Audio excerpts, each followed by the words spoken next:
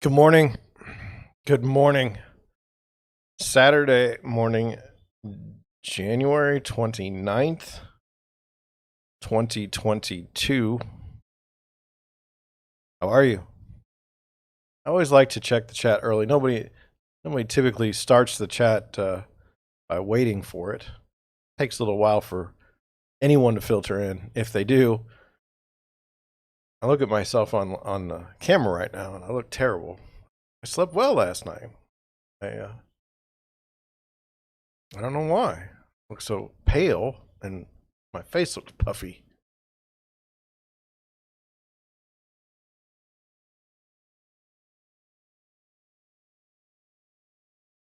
I don't know. Good morning.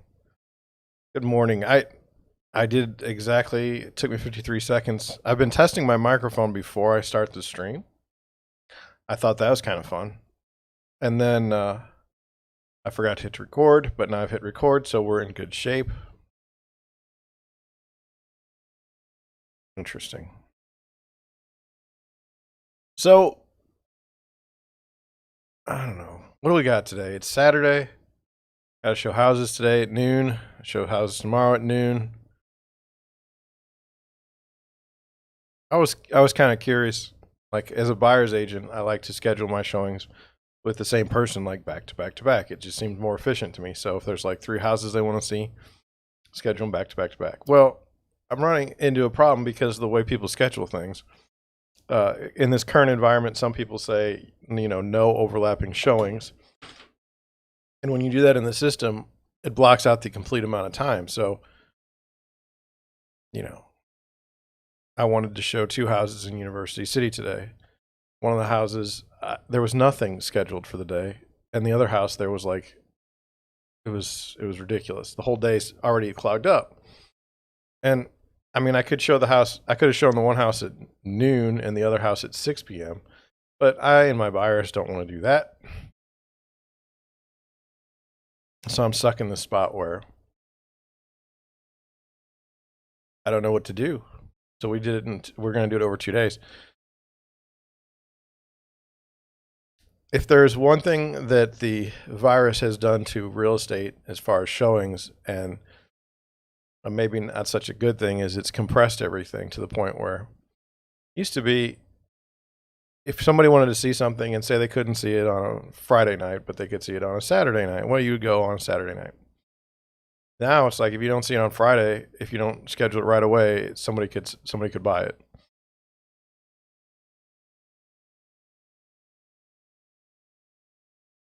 I don't know if I like this setup that much.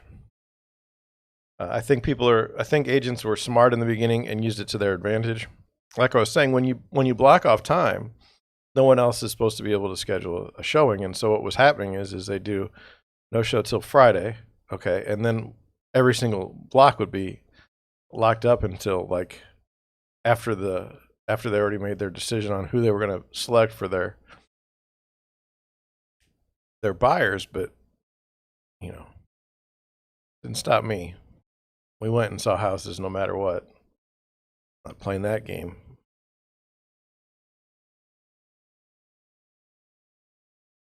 Wanted to talk about a house I showed on Thursday night, and try to get maybe a story out of it. So I have a set of buyers that are looking in Florissant, and we looked at a house one night. We looked at the house the next night, and this house came on the market. It came back to the market. It had already gone under contract once. When I looked at the house online, there were no disclosures, but there were, actually. The disclosures were all initialed, but nothing was filled out. That's weird. Not one X, not one yes or no, but just everything like that. So that's weird. Then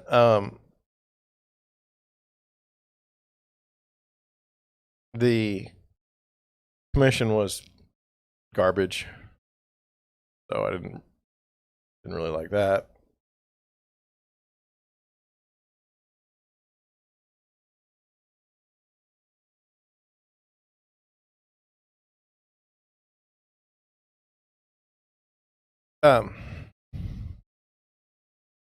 let's see what else. We went to the house. It was okay, but when we were walking through it, it was like beat up. That makes any sense to you? Like every wall, every door, everything was just beat up. Like it had been through a tough life. So that wasn't so great. So anyway, it looked good in pictures and the price looked right. And my buyer, before we went, he said, hey, I saw this come up online and I was so disappointed we didn't get to see it before it went under contract. And I was like, okay, well, that's great. So what we have now, we have a bias for the buyer that he may be interested in the property. Okay. So that's good. So we go to the house, we see the house, and he's looking through it and he's like, everything about this house I like, it's good. And I understand that, it's like, I like everything about the house too.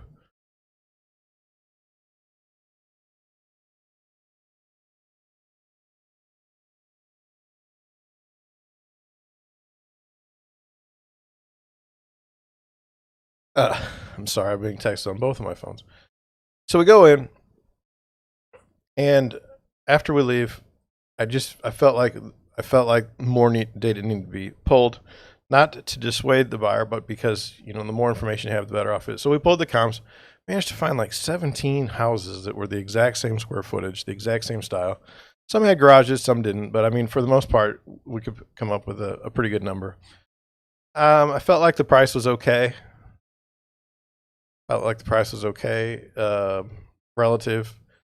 But what I do, and I'm trying to explain where I might have issues, is I said, hey, let's think about this overnight and see if you're still interested in the morning. Well, sure enough, next day, no interest in buying the house. Now, I know he was interested the night before. So what happened? Well, I mean, as an agent, should you play around with, it goes in this larger thought, and that's like, how manipulative do you want to be with your buyers? And how does it benefit you in the end? And so what I see a lot of times is, like, what I could have done is I could have gotten really excited and said, oh, we're going to buy this house and let's write the offer. I'll get home right away and we'll write it. And then they might have gotten the offer, and when they got the offer, they realized, like, hey, this isn't the house for us. We don't like it. This isn't good. So we're out. And that's my main concern is, why go through all the trouble of, writing a contract? There's time spent there. If they go to the inspection phase, there's time spent there. Why go through all that trouble just to not close a deal? I mean, it's a perspective. Okay. But I like to believe that if we're really serious about a house, we're going to see this through, unless something comes up that's, terrible about the house during our time to look at it. But what happens there overnight? Why does it seem like when you want to buy a house, all of a sudden you don't afterwards? Well, you get time to think about it. And so I'm always always advocating for doing that. Let's see how things go. Why don't you sleep on it and let me know what you think tomorrow? Versus, hey, let's go write it off right now and get it in. Does it? Now, this is the ultimate question as far as, well, does that make me a bad agent or a good agent? Well, it kind of depends on the buyers, I would suspect. Maybe some buyers want to be pushed into writing an offer on a house that they may really not want. Maybe that's a good thing. And then maybe it's a bad thing. Who knows? Who knows? It's so hard to tell. So anyway, I want to check I want to check my frames. Something's off.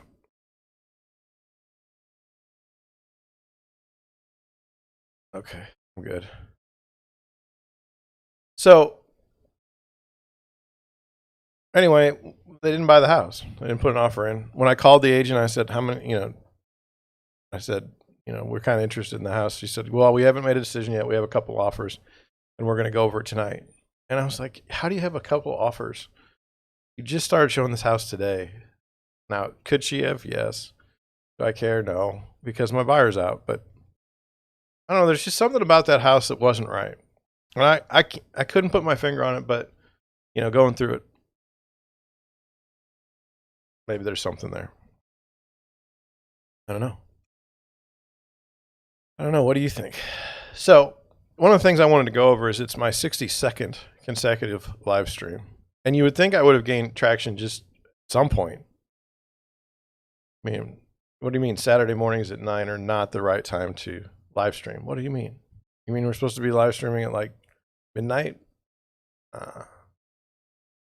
Well, I wanted to do something that I did a couple days ago I thought was kind of fun, and that is let's look and see who else is live streaming right now and how they're doing. So I'm not going to get to the right page. I'm just going to go and check in the back end of mine. So who's beating me right now in chat, right? Who's beating me right now on my live stream? Just the number of people watching or how many people are watching and who's beating me? Well, there's a guy that teaches about how to get more views on YouTube. He's got 305 people watching. One of the things I would say about getting more views on YouTube that I've learned, now this is not a joke. This is coming from someone with no viewers. One of the things I've learned is like if you're not careful, you end up just watching videos about how to get views on YouTube and you never produce anything. That's problematic. I'm sure you can understand why. You actually need to produce something for people to watch it. I don't even know that it has to be that great, but it just needs to be done. So that's something that I've learned and wanted to share with everyone. You don't have to watch a live stream for it. And you may say, John, that's not true because you have no viewers, but I'm serious. I've watched enough of these to know, like, other than the thumbnail, okay, the content and the title, that's what you have. Those are your only chances of getting more views. I just did it for you. I just solved the problem. Go produce content.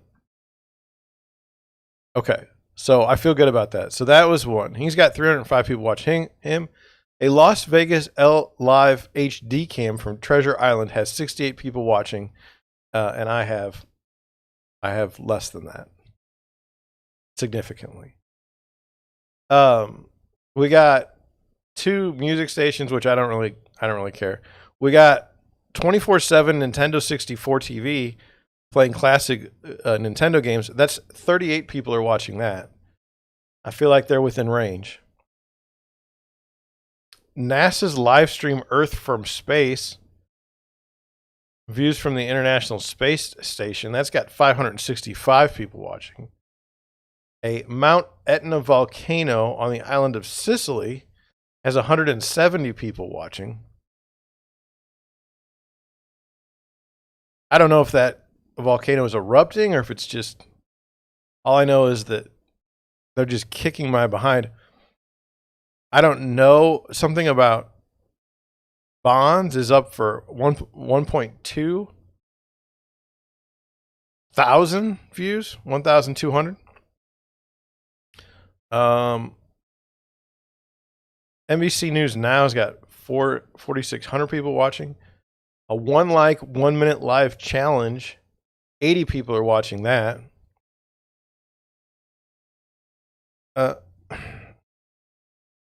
Somebody's watching snow in New York.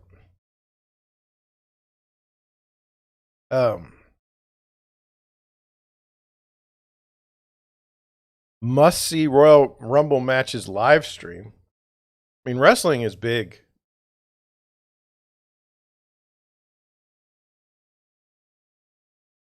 Wrestling's really big.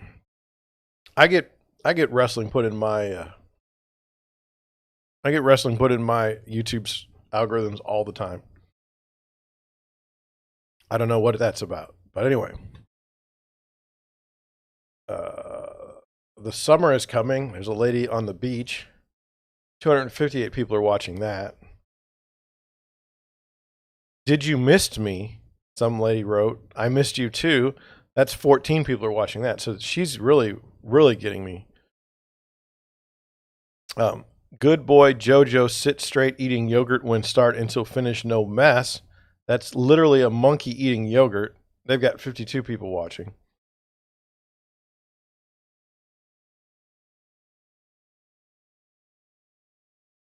$15 people are watching the best hosting GoDaddy website builder tutorial for beginners.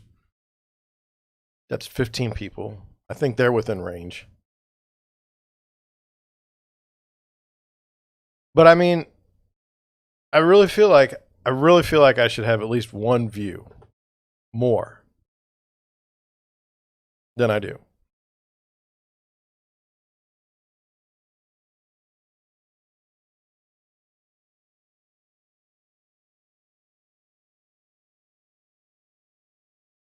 I mean, it's impressive. Now, and that's not all the people watching.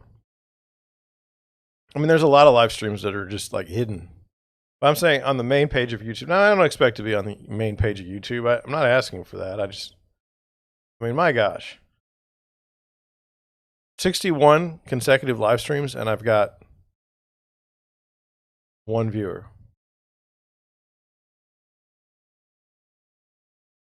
What do you mean people don't want to talk about real estate? Don't we all love real estate? Don't we all love real estate sales from the eyes and the perspective of a real estate broker in South St. Louis, Missouri? What do you mean? So, I have some other buyers. I can tell stories for a while here today. I have another buyer. I would say they're not the most engaged, but we go about once a month and go look at some houses. They're interested in Tower Grove South, and that's in St. Louis City. It's an area that is next to the park that is named Tower Grove. Okay. On the south side, Tower Grove is Tower Grove South. On the north side, that's Shaw. East of Grand is Tower Grove East. I don't know what west is. I don't want to say anything because those of you who might watch this stream, 4 years from now that live in St. Louis might say, hey, that wasn't the right place. So I'm not going to say it. I don't remember. I don't know. Anyway, prices there have gone through the roof, and I think it's ridiculous. It's not that I don't wish the people well. I have a set of buyers, and one of my agent friends has a set of buyers, and we're both looking in Tower Grove South. So it's not that big. I would say it's 4 blocks wide and maybe 4 blocks deep. It's not a very big place. But let me just say that maybe 5 years ago, if you paid more than $300,000 for your house, you were crazy. Crazy. This is 5 years ago.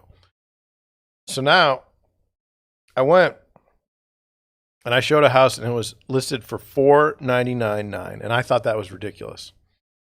Are you kidding me? These are houses that didn't bring $200,000 5 years ago, and now we're at $499,000. How crazy is this? So we go through the house, and I said, I just think we can do better for this. I told my buyers, I'm not ashamed of telling people what I think, and if it's proven wrong, okay. Who amongst us is perfect? So anyway, I said, this to me isn't a deal. Maybe for you it is, and that's okay. They're like, no, I think we'll pass. House went under contract that day. House sold, got the comp back this morning or yesterday afternoon. House sold for $570,000. About a $70,000 increase in the asking price, or from the asking price. Who pays $570,000 for that house and feels good about it? Ridiculous. I relayed the information back to my buyers, and they were crushed. The other buyers, like I said, once we sold a house one time for $360 in that area. We sold a house, and we were just ecstatic. Look at the job we did, and now, I'd say 4 or 5 years later. That was 4 years ago. Yeah, now it's ridiculous. I don't know. It's got to stop. It's got to stop for a couple of reasons. One, things don't go in a straight line. Two, at some point, we're going to have to pull back. I mean, how are you going to afford these things? I mean, we didn't raise interest rates in the last meeting, which was, whatever. They're the experts. But I'm scared. I'm scared because in that part of town, to get that money for that house, I mean, yikes.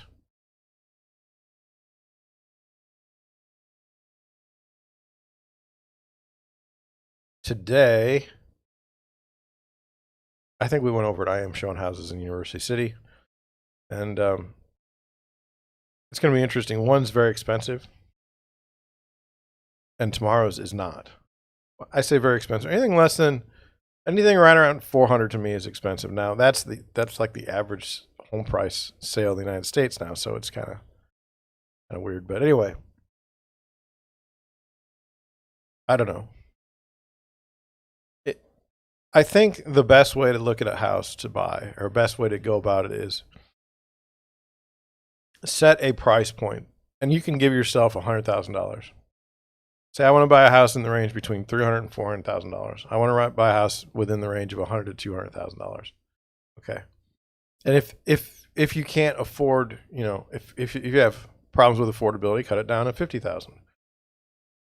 Cut it down to $25,000. I can only afford a house between $200,000 and $225,000. Okay, now that's fine. Okay, now once you've set that range, stay with it. Now, the second best thing to do would be to find a location that would make sense.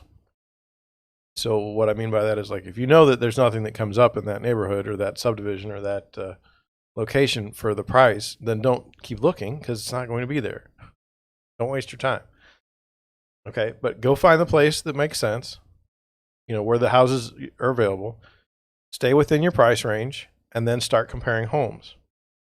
A couple of mistakes get made if you don't do that. One, if you're all over the place, like we're going to look at a house that's $250,000 asking price in a location, and we're going to look at a house that's $450,000 in the same location. Totally different houses, totally different neighborhoods, totally different square footage. Absolutely two different things, and it's not going to work. I already know I'm wasting my time. The second thing is, but the reason why it's a waste of time is because you can compare, like, say there's four houses that are having asking prices of $400,000. Well, you can compare pretty quickly which house is the best out of those. But do that when you've got one that's $250,000 and one that's $450,000. And in what way is the $250,000 house going to beat the $450,000 house?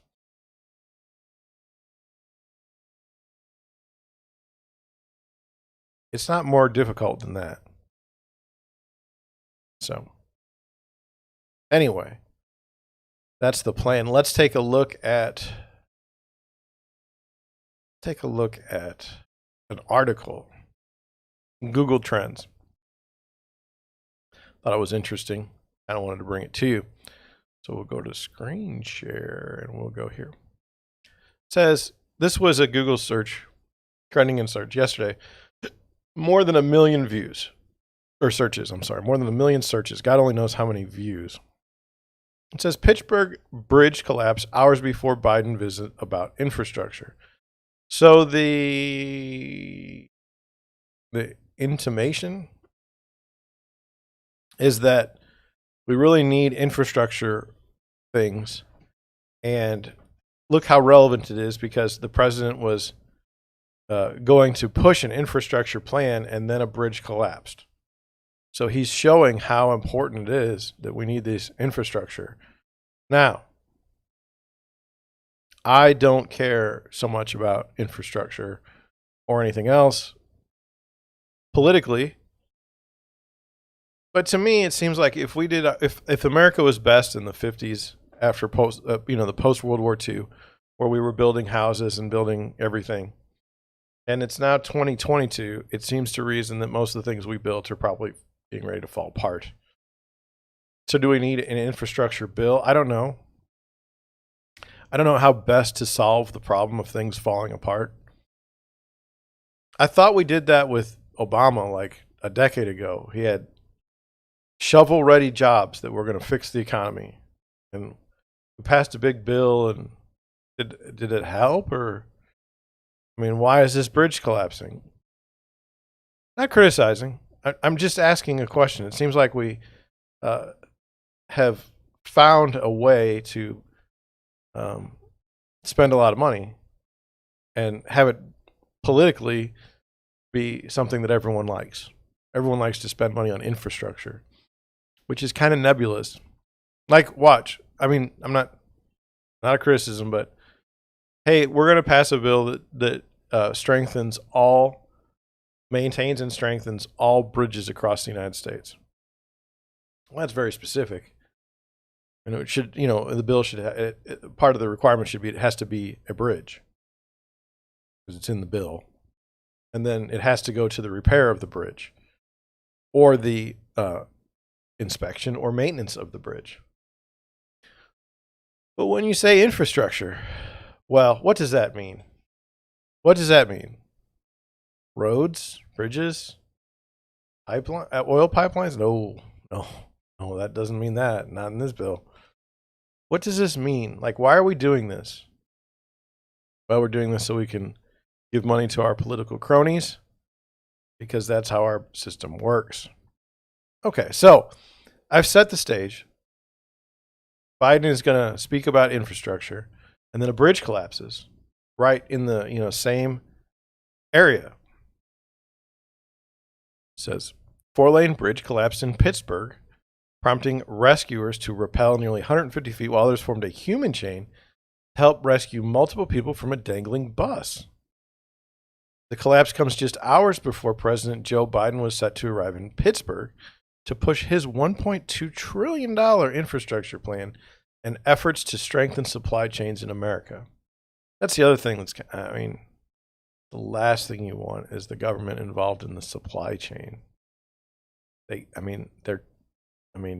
just asking for trouble. The collapse happened in the Frick Park area of the city Friday morning before 7 a.m. Several cars and a Port Authority bus were involved. It was reported by Pittsburgh Public Safety on Twitter that an odor of natural gas was detected and asked all residents to avoid the area. Well, it's in a park. Pittsburgh Bureau of Fire Chief Darrell Jones said 3 or 4 vehicles were involved in the collapse. And there were 10 minor injuries, with 3 who were on the bus taken to the hospital. None of the injuries were life-threatening. See, I don't want anybody to get killed. And I don't really want people to be on a bridge that collapses. White House Press Secretary, tweeted out that President Biden is grateful to the first responders who rushed to assist the drivers who were on the bridge at the time. The president will proceed with his trip plan for today and will stay in touch with officials on the ground about additional assistance we can provide. What is Joe Biden going to do?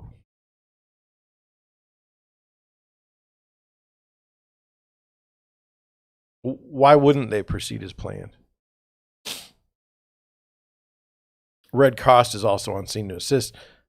Pittsburgh Mayor Ed Gainey said the bridge over Hot Dog Dam Park was inspected just last September. And so this goes back to what I was talking about yesterday with experts. Now, how is it that an expert examined this bridge last year and said everything's fine? Now, clearly everything's not fine because the bridge is in pieces and almost killed someone. Who inspected the bridge? Will there be lawsuits pending? Who will accept responsibility and accountability for this issue?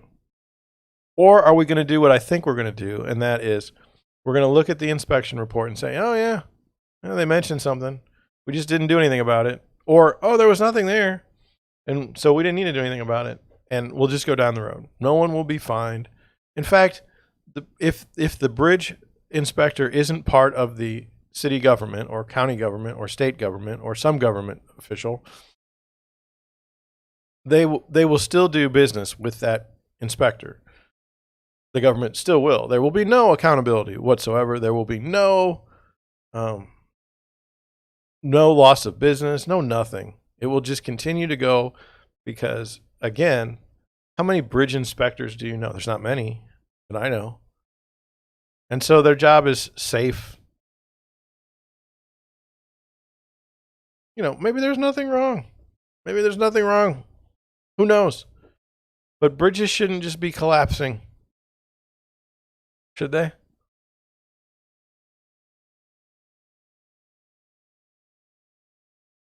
Uh-oh. Locked up there for a second.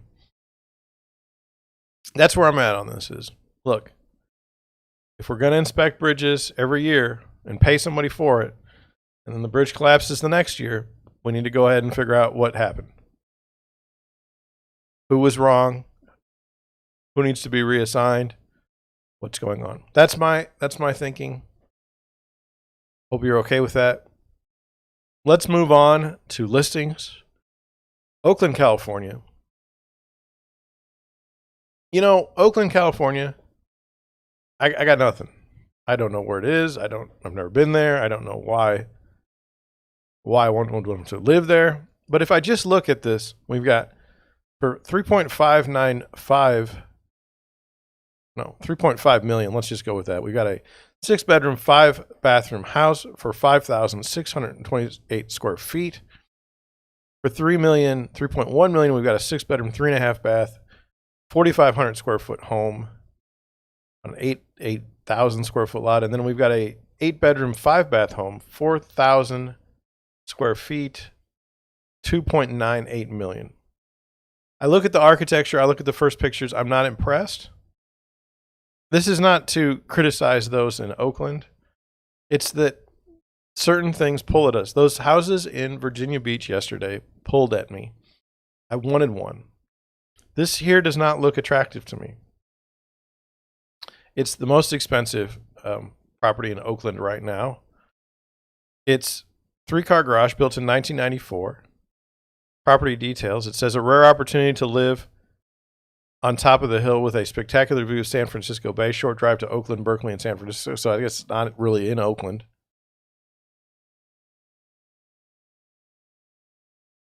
Surrounded by the natural park, it is a quiet and private space to enjoy. The house was built in 1994 and renovated in 2021 with new decks and a glass railing, new paint, new driveway, new spa, new appliances. It's a perfect house for a family who loves entertaining. All 3 decks face San Francisco Bay with stunning views. The living room has a classic banquet dining set with high-end kitchen appliances, such as a Sub-Zero refrigerator, Wolf double ovens, and an espresso machine. Downstairs has a modern wine bar and wine cellar. The office suite has 3 workstations with a private corner office. Lowest level has a gym, a home theater, and 4 large storage rooms. The in-law unit has a separate entrance and can be vacant at COE or pay rent for $800 a month. 3D virtual tour. Property history. Looks like listed in 2021.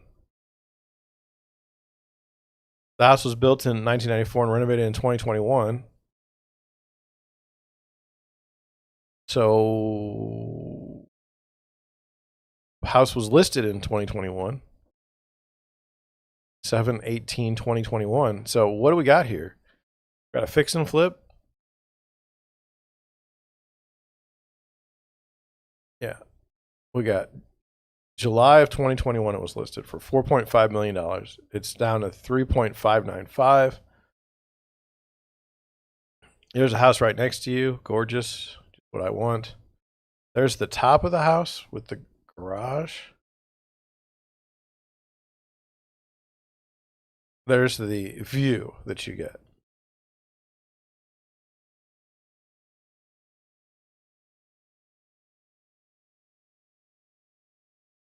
I mean, it's a nice view. $1 million view? I don't know. $3 million view? I don't know.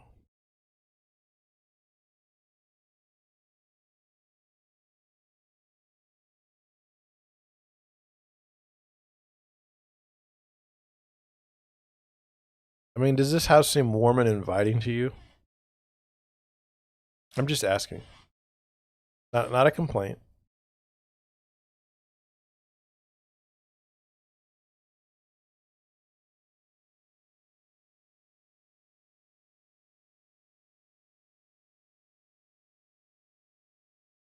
I don't know what that is.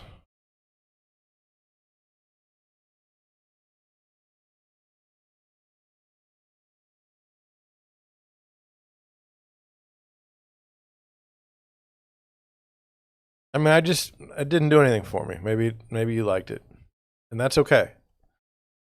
We don't have to like every house we look at, right? Surely there's someone out there that thinks that's a good house, and we'll buy it at some point.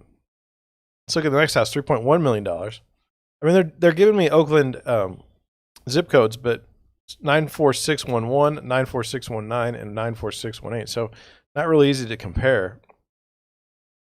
This house has got an open house today. That's nice. It's got 30 pictures. It says built in 1932. Sold in 2010, listed in 2021.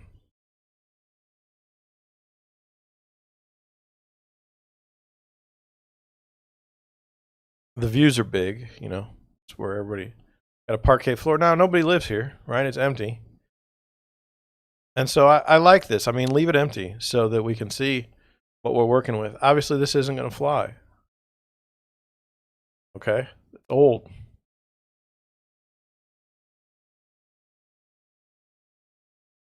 You know, dated. Not a complaint. It just is. Oh. That is a lot.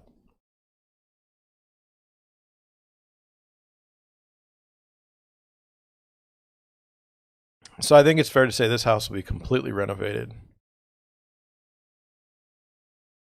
at some point.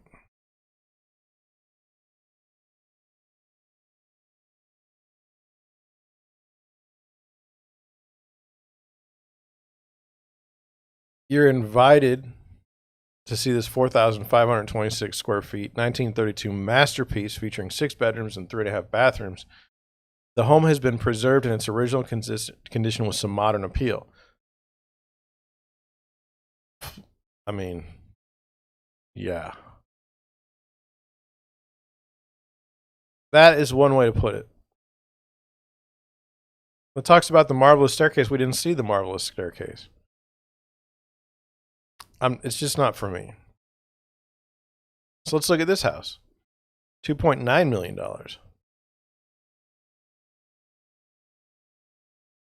2 days on the market.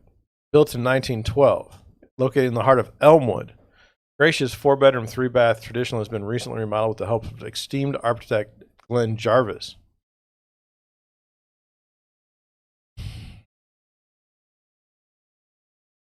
Sold in 2017. Put on the market just 3 days ago.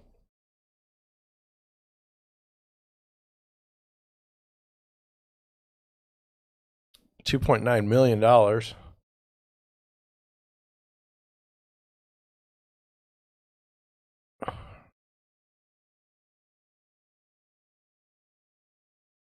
It's a nice house. This house wouldn't even be a $1 million house in certain parts of St. Louis.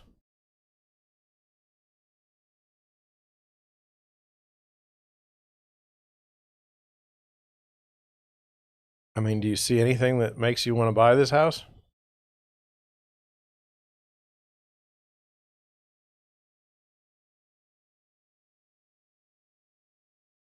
Ooh. In my MLS, you're not allowed to have your for sale sign there. Kind of interesting. They blocked it out. That was good. Maybe that's the same. That's 36 pictures, $2.98 million. My views are all over the place this morning, and I'm not happy about it. Well, that was the houses. Do I like Oakland, California? Do I want to live in Oakland, California? Do I? No. No, it didn't do anything for me. I'm sorry. I mean, it's just not for me. Just checking. It says important findings revealed in 2022 Millennial Homebuyer Report. Okay, so let me start off. Let me preface this by saying I don't think it's right to, I don't think it's right to assume certain groups think a certain way en masse. Now, do they? Maybe, but like going back to the Joe Rogan, Neil Young spat. Apparently, someone named Joni Mitchell, who is 78 years old and was popular amongst those people. She is also pulling her music from Spotify. I don't know any of her songs per se. I don't care. But some people are like, "Oh, this is the flood that or this is the dam that opens the floodgates of people leaving Spotify." And look at the stock of Spotify just going down, and it's like I don't think that's going to fly because I don't think. I mean, I forgot what it was, but there was some place where the Beatles music catalog wasn't open. Maybe it was on YouTube. You couldn't listen to the Beatles ever. And so once, I mean, that was one of the better bands in the ever, and YouTube still managed to get by. I think they're going to get. I mean, Neil Young and Joni Mitchell all in 1 week. Oh my God! Oh no! The people listening to, like, you know, whoever the youngsters listen to, they're not going to be that upset by it. They're going to be okay. They're going to be okay. So, anyway, I don't like this. I don't like the way this is set up. But let's just go over it. I mean, millennials, Generation X, Generation Z, Generation whatever. The 2021 housing market was the most lucrative and competitive ever recorded in the U.S. I don't know what that means. Wasn't for me. Now, this was by Clever Real Estate. They're a discount brokerage that I don't particularly have any interest in. But it says fierce demand driven by historically low interest rates combined with limited inventory made conditions ripe for a boom. The low interest rates more so than anything else. Home values swelled at record-setting pace, spiking nearly 20%. A historic rise exceeded the former yearly increase of 14%, which came prior to the 2008 crash. Although the market is starting to cool, buyers face many yes, the market is starting to cool. I just saw someone pay $70,000 over asking price for a house. But yeah, sure. It says a wave of first-time millennial home buyers entered this explosive market eager to own homes and raise their families. However, to afford home ownership in a competitive market, millennials are willing to take risks, including buying a home sight unseen, which is stupid, purchasing a fixer-upper that needs major repairs, which is dicey, and offering above asking price. Well, you know what? Who isn't going to offer above asking price in this market? The most common way millennials responded to the market was by increasing their budgets, with 46% expecting to max it out completely. The study found that 1/3 plan to purchase a home that cost more than a $405,000, the median U.S. home price. Still, desperate buyers are more likely to experience financial remorse. This is what I thought was interesting. Still, about 1/4 of millennials who already own a home suggest their mortgage is too high. Okay, well, you bought the house. You decided to look at it sight unseen. Now, I think that about any group, not just millennials. Okay, it says 90%, among other findings, it says 90% of millennials say they would buy a house sight unseen, a 10% increase from 2021. That's crazy talk. 1 in 6 millennials will be willing to offer $100,000 or more above asking price for their dream home. That's kind of a loaded question because would I pay more? First of all, I'd never pay more for my dream home than any other home because anytime I'm buying a home, it's like important. Nearly half of millennials expect to max out their budgets when buying a home, with 1/3 planning to purchase a home that costs more than the median. You know, good for them. Most millennials are more likely than boomers to purchase a fixer-upper, but 1 in 4 regrets doing it. But you know what? I mean, come on, a baby boomer. They're rocking Neil Young, Joni Mitchell. Okay, they're not worried about fixing up a house at this point in their life. I mean, this has something to do with your income and your financial picture, broad terms.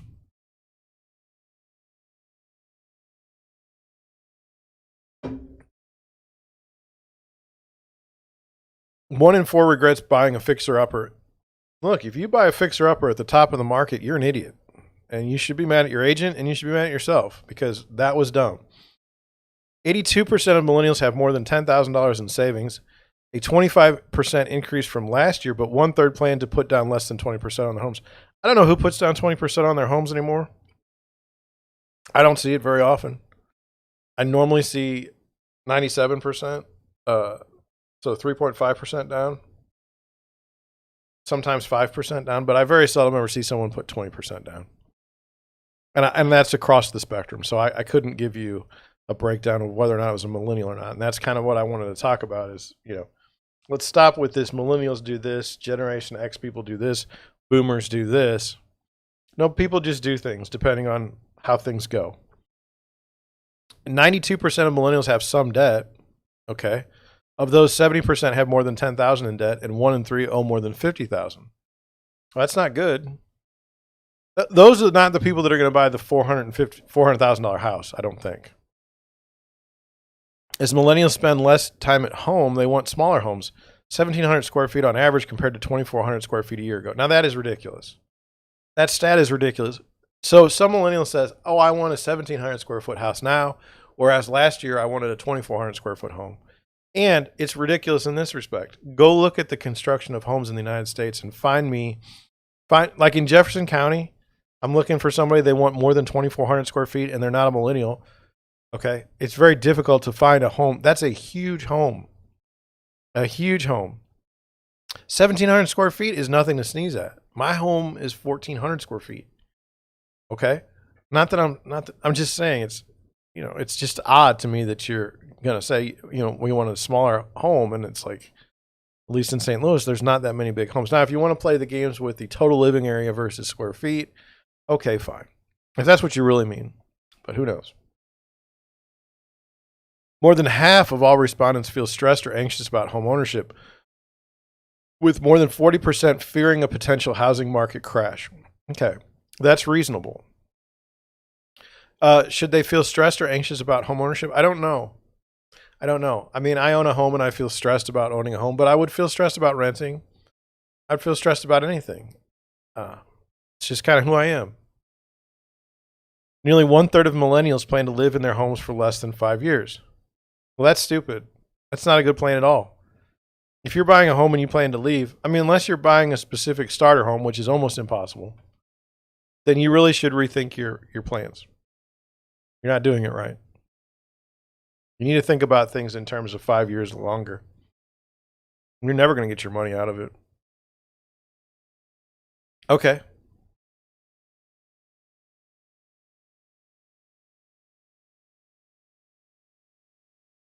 That's where I'm at. That's where I'm at on that article.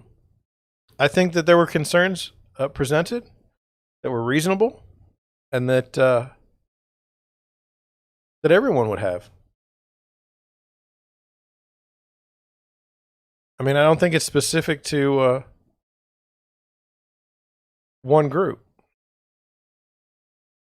Does that make me a bad person? I don't want to downplay millennials. I hope that's not what you were thinking.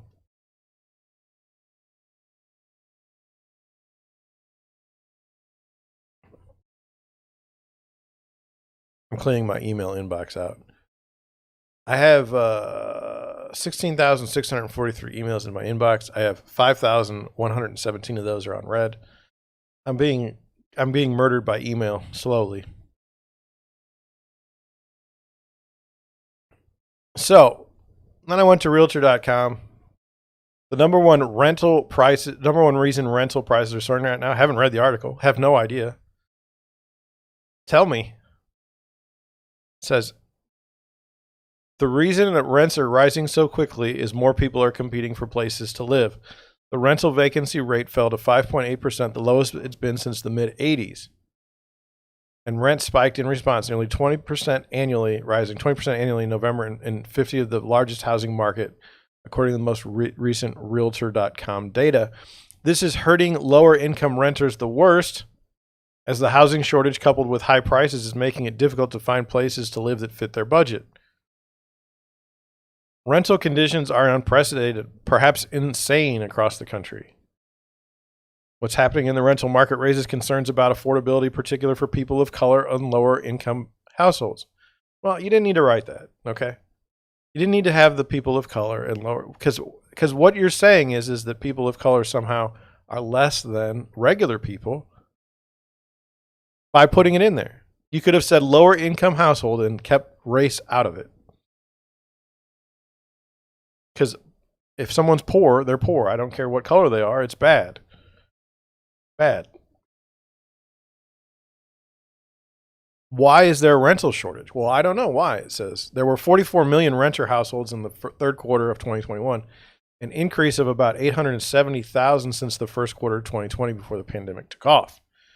There isn't just one simple explanation for the steep rise of renters. Okay, well, what do we got? It says, at the start of the pandemic, lots of folks lost their jobs and incomes and moved in with their families. Now that the economy is stronger and the job market rebounded, I don't know about that. Many are venturing out on their own, which means they need new places to live. There are also couples who split up who now need 2 residences, as well as a larger population in need of housing, following years of underbuilding new rental housing. Why, though? Why was there underbuilding of new rental housing? That's the issue. Why were we not building single-family homes? Why? Why? Many renters, including those with the lowest income, stayed put during the pandemic.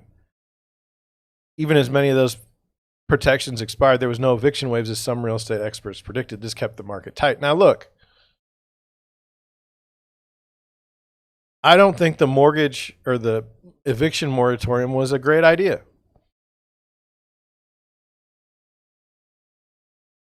I think there should have had to been some sort of proof that you lost your job due to the pandemic, and not just that nobody likes you and no one wants to hire you because you're not pulling your weight at a company.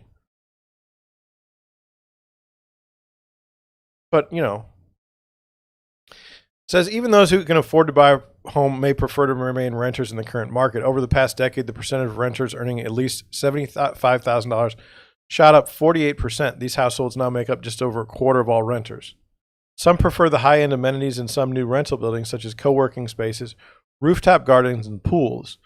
Others simply prefer to live in urban downtowns or other desirable areas where there are few homes for sale under $1 million, such as New York City and San Francisco. These renters are also occupying units that are more affordable to moderate income and lower income households. Over time, it's going to drive up rents even in the low end. There are also those who are enticed by the single-family rental market. This allows them to live in a more spacious home with a backyard, often in more suburban areas without having to worry about coming up with a down payment and closing costs. So just a fascinating thought. You know, the wealthy, quote-unquote, people are moving into apartments at such a high rate that it's hurting moderate and lower income households.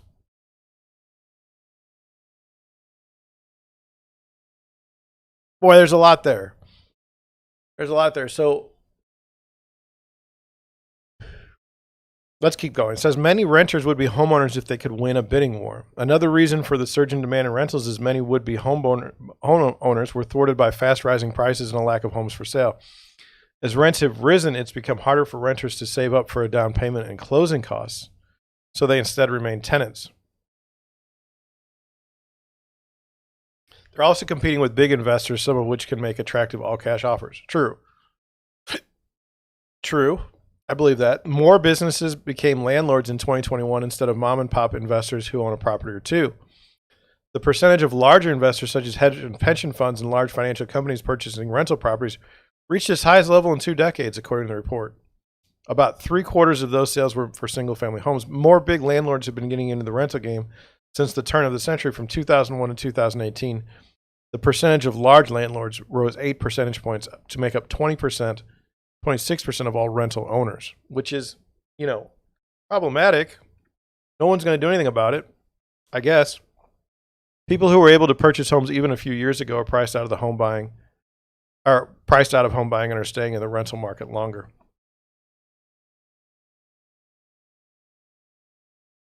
And so this to me doesn't belong in this article, but it says most renters kept up their payments during the pandemic despite the eviction moratorium. Despite the eviction moratorium, most tenants kept paying their landlords. Only 15% were behind in the third quarter of 2021. And those people were and give me the normal people that are behind in their rents in any given year. Lower income tenants who were hit disproportionately hard by the job losses, which is evil, and you know what you did, were more likely to still owe their landlords. About 23% of households earning less than $25,000 a year owed missed payments.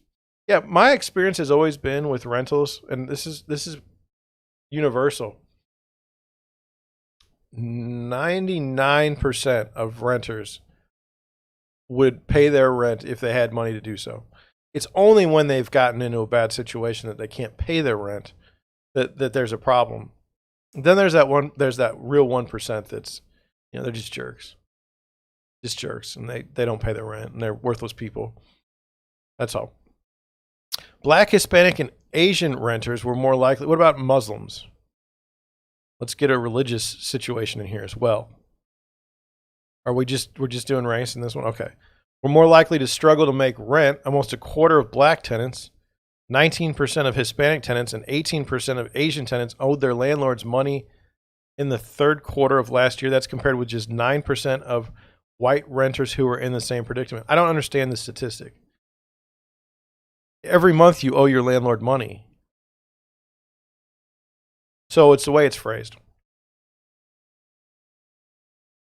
Some tenants received federal rental assistance despite state and local governments running into problems distributing the money to those who needed it. Stimulus checks and other federal assistance helped tenants hang on. The lack of workers resulting in hiring bonuses and big pay increases also has also helped folks remain in their homes. Despite the pain wrought by the pandemic, eviction filings were 40% lower than they were historically. However, the nation is still 6.8 million affordable rental units short of what's needed. I would love to know what your definition of affordable units is. We should always start by that definition when we talk about affordable housing, because what I think it means and what other people think it means are two different things. It's similar to the infrastructure bill. What do you mean by infrastructure? Do you mean bridges? Do you mean roads? You say all of these things? That's not good enough. Be specific.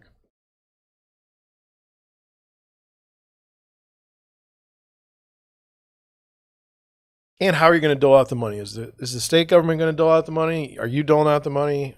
What are we doing? Who's going to watch the money?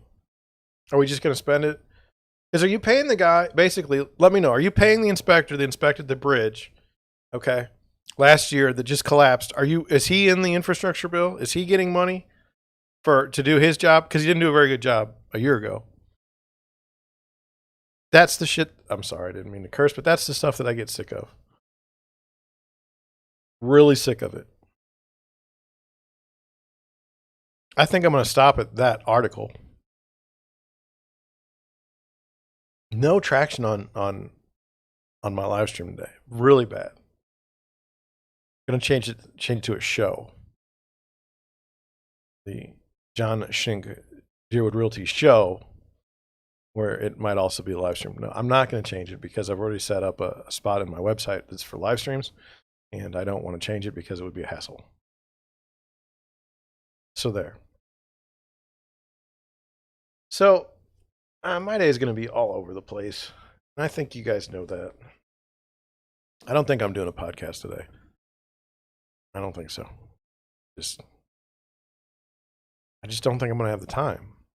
I feel like right now my day's already over and it's 10 o'clock. Like I've got so much to do that I'm not going to get everything done, which is every day, but today especially. Like I'm going to have to not do some things I would normally do just because of the situation. Well, with that, I think I better head out. I know that I'm cutting it short at just 1 hour, but I need to get going. And just want to say thank you for watching. I know you guys watch on the replays. I appreciate it. And I will see you tomorrow, same time, 9 a.m. Saturday, 9 a.m. Sunday, 9 a.m. Monday. Kind of in a 9 a.m. kind of